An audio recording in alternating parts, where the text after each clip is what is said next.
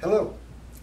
General George Smith Patton has always been a favorite historical figure of mine, when I was a child and as an adult. When he was alive, I was too young to have known too much about him. Later, some bit of reading fixed that. General John J. Pershing, commenting on General Patton, once noted that, quote, "It didn't hurt America to have a general so bold that he was dangerous," end quote. On the 31st of May, 1944, General Patton gave a speech to the 3rd Army's 6th Armored Division. This speech was immortalized in the movie Patton, starring George C. Scott. The movie version shortened his original speech a bit and toned down Patton's proclivity for, shall we say, salty language quite a bit. Every now and again, I receive an email containing a redo of his speech with the intention of capturing what some might feel General Patton would say were he alive today. While these offerings are sometimes humorous but still to the point, none seem to capture what I feel is the correct essence of the man. So I am offering my version. I have edited his entire original speech in my attempt to capture what he might offer us today. In this editing, I have changed some nouns and pronouns to fit the personnel composition of our brave fighting forces today. Also, I have edited his speech to conform to today's political and warfare environments. The rest is as he gave it. As such, I indeed have retained General Patton's salty language, most of it exactly as he used it in 1944. I sincerely hope I have done justice to this great soldier. In today's hectic geopolitical turmoil, we could greatly benefit from a man such as General George S. Patton. Just below this YouTube video, down there, is a link to both a transcript of my rendition plus General Patton's entire original speech. Thanks for watching.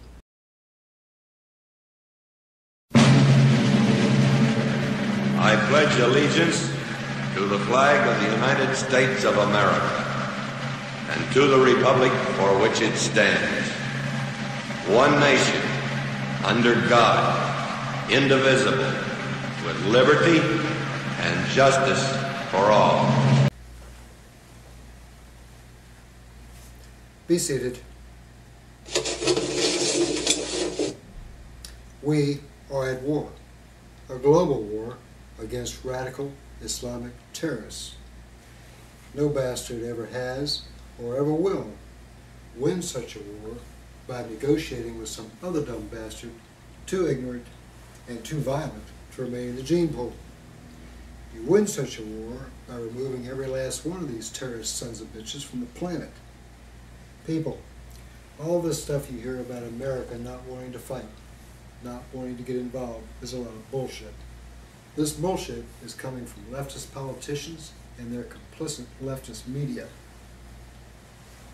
Real Americans love to fight for what is right. All real Americans love the sting and clash of battle in the defense of freedom for all. When you were kids, you all admired the best video gamer, the fastest runner, the big league ball players, and the toughest martial artists.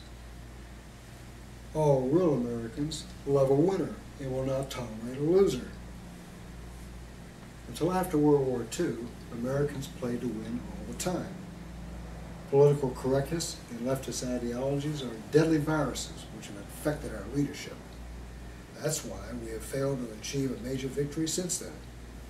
The world now sees us as weak. We're not.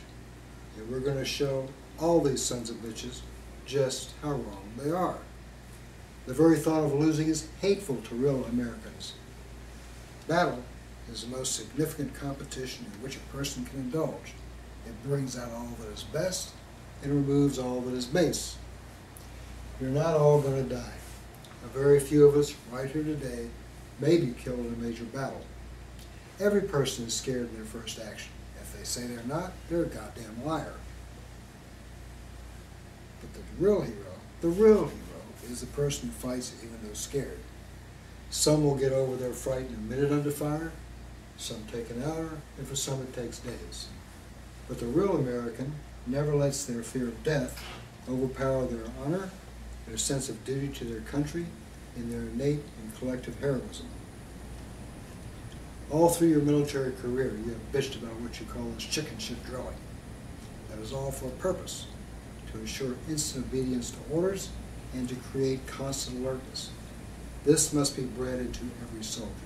I don't give a fuck for who is not always on their toes, but the drilling has made veterans of all of you. You are ready, but you have to be alert all the time if you expect to keep on breathing. If not, some terrorist son of a bitch will sneak up behind you and beat you to death with a sock full of shit. There are 400 neatly marked graves in Sicily, all because, during World War II, one man went to sleep on the job. There are German graves, because we caught the bastard asleep before his officer did.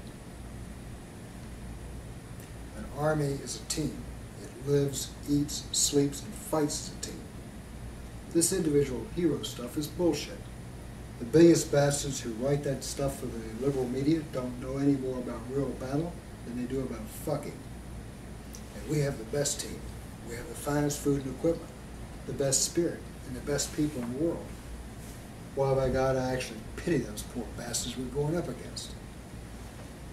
All the real heroes are not storybook combat fighters. Every single person in the military plays a vital role, so don't ever let up.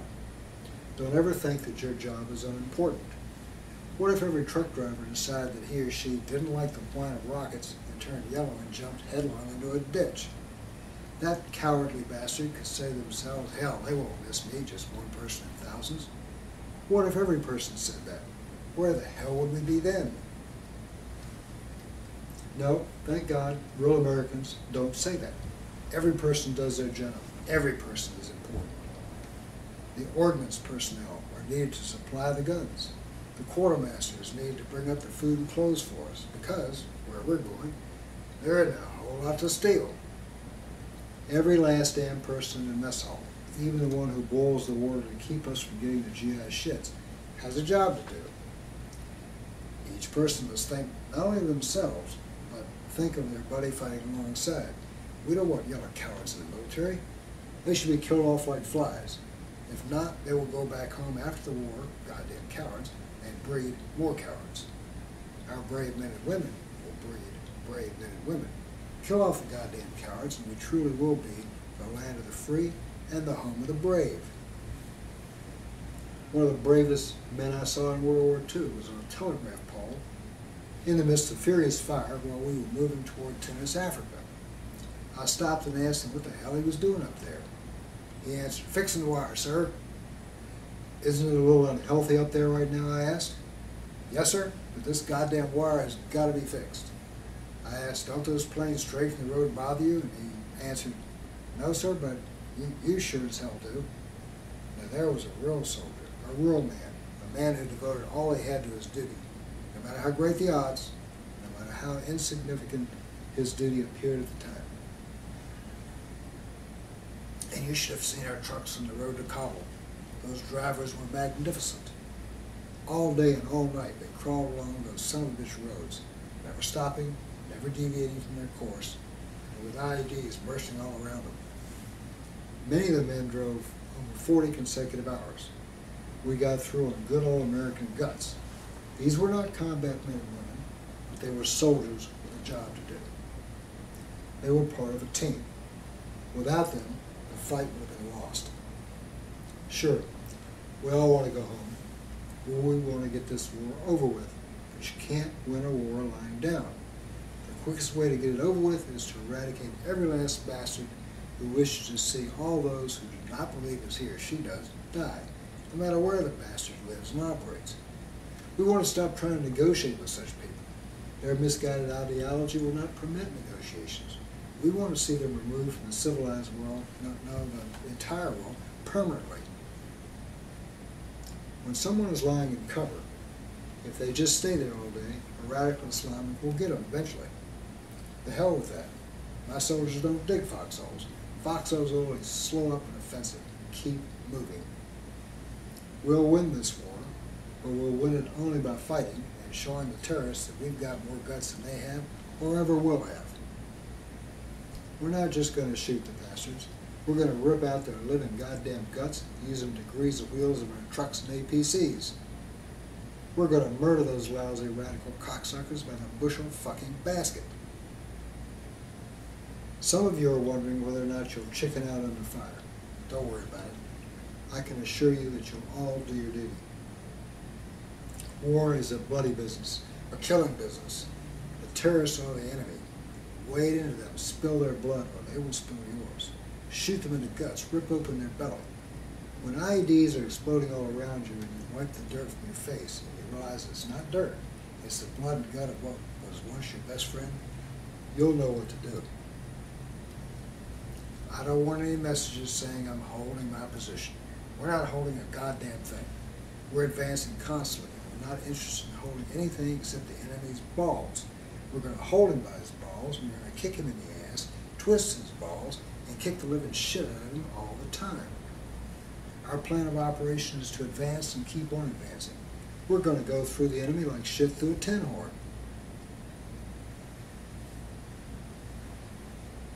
There will be some complaints that we're pushing our people too hard. I don't give a damn about such complaints. I believe that an ounce of sweat will save a gallon of blood. The harder we push, the more terrorists we kill. The more terrorists we kill, the fewer of our own will be killed. Pushing harder means fewer casualties. I want you all to remember that. My soldiers don't surrender. I don't want to hear of any soldier under my command being captured unless they're hit. Even if you're hit, you can still fight. That's not just bullshit either. I want people like the lieutenant in Afghanistan, who with an AK-47 against his chest, swept aside the gun with his hand, jerked his helmet off with the other, and busted the hell out of the terrorist with the helmet. Then he picked up the gun and he killed another one. All this time he had a bullet through his lung. That's a soldier for you. Don't forget, you don't know I'm here at all. No word of that fact is to be mentioned in any letters. The world is not supposed to know what the hell they do with me. I'm not supposed to be commanding this army. Hell, I'm not even supposed to be in the Middle East. Let the first bastards to find out be the goddamn terrorists. Someday, I want the terrorists to rise up on their piss-soaked hind legs and howl, "Oh, it's the goddamn Third Army, that son of a bitch Patton again." Then there's one thing you'll be able to say when the war is over and you get back home. 30 years from now, when you're sitting by your fireside with your grandson or granddaughter on your knee, and they ask, "What did you do in the Great World War against terrorism?" You won't have to cough and say, "Well, I shoveled shit in Louisiana." No, sir, you can look them straight in the eye and say, "I rode with the Great Third Army and a son of a goddamn bitch named George Patton." All right, you bastards. You know how I feel. I'll be proud to lead you wonderful people in battle anytime, anywhere. That's all.